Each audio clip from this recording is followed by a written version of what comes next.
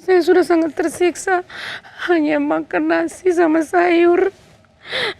Dan mereka yang lain yang melakukan, yang terlibat enak-enak di luar. Saya akan bicara jujur.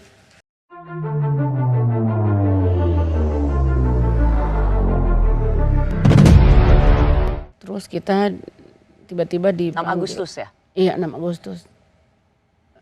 7 tanggal 8 sampai di Manado kalau nggak salah ya waktu itu.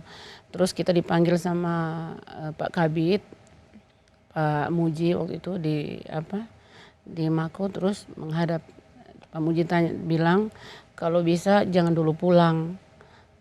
Kita juga waktu itu bapaknya maksa harus pulang karena ada adik kecil kan yang kurang sehat.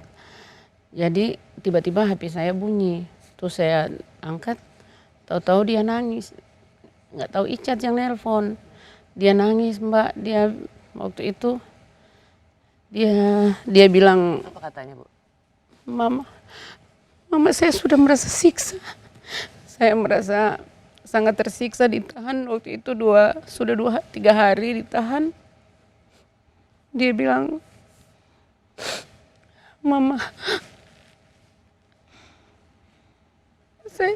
saya sudah sangat tersiksa, hanya makan nasi sama sayur.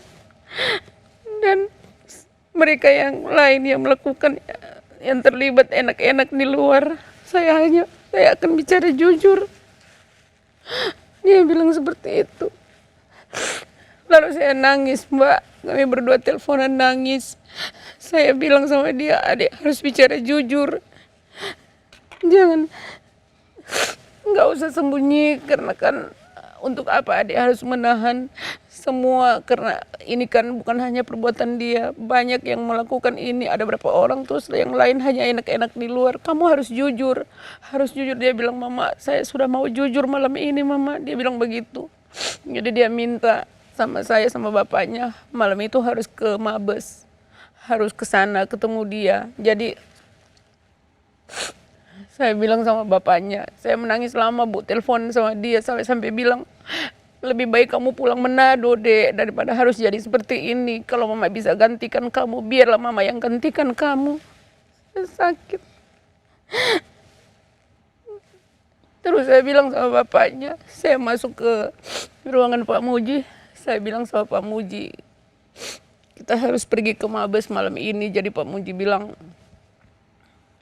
kenapa harus ke Mabes? Saya bilang Icat yang nelpon katanya. Saya sama bapaknya disuruh ke Mabes, dia pengen ketemu. Jadi malam itu Pak Muji langsung bilang sama Pak Dankor. Jadi kita pergi bersama sama Pak Dankor, sama ada pasukan yang ke sana sama-sama. Tapi kita nggak tahu apa yang akan terjadi di sana Mbak. Tahunya sampai di sana bikin pengakuan. Dia bikin pengakuan, kita ketemu, saya lihat dia sudah pakai kemeja oranye, hancur hati saya Mbak. Saya bilang anak saya pakai seragam polisi, terus malam ini saya lihat dia pakai kemeja orange tahanan, hancur Mbak hati saya. Saya bilang dia pun masuk polisi itu karena perjuangannya sendiri. Dia berjuang sampai dia melewati semua tahap. Dia masuk Brimob itu jadi anggota Brimob. Terus sekarang saya lihat di depan mata, saya peluk dia Mbak. Pas kita dikasih kesempatan masuk ke dalam, saya sama bapaknya, kita berpelukan menangis semua. Saya bilang, adik harus jujur, dia mengakulah. Nggak usah kamu tutup-tutupi, ngapain juga, nggak ada gunanya kan. Sekarang dia menderita, siksa. Jadi malam itu dia bilang, saya mau jujur, Mak, apapun mau terjadi, apapun hukumannya, saya harus jujur, saya akan buka semuanya.